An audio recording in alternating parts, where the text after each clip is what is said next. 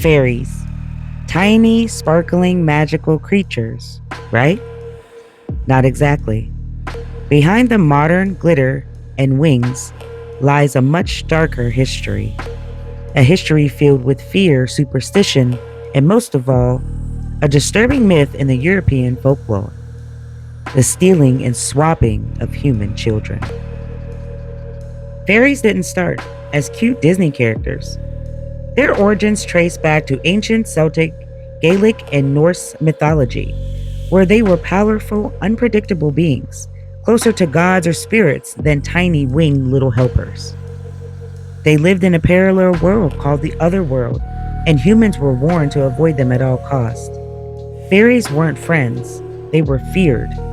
And that, my friends, is some crazy shit.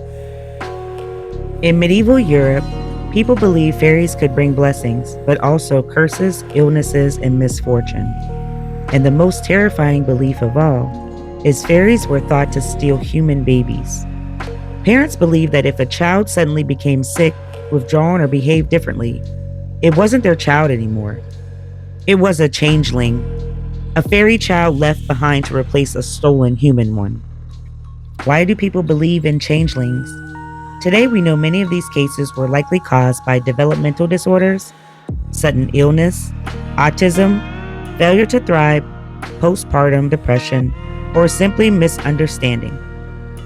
But centuries ago, people didn't have medical explanations, so they turned to folklore, and tragically, some children suffered because of it. Fairies were believed to follow strict rules. One of them was never to accept fairy food, never follow the music that you hear into the woods, never speak your real name, never leave a newborn unprotected. These rules weren't whimsical, they were survival guides. People genuinely believed fairies were watching them at all times. Fairies weren't always cute and dainty. It wasn't until the Victorian era that fairies were softened into tiny winged childlike creatures.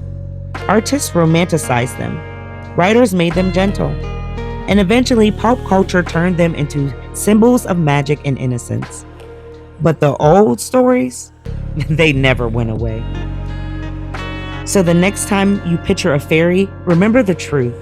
They weren't always cute, they weren't always kind, and in the oldest stories, they were something to fear and were out of this world that you couldn't wrap your mind around. See, the best teacher in life is your own experience. None of us know who we are until we fail.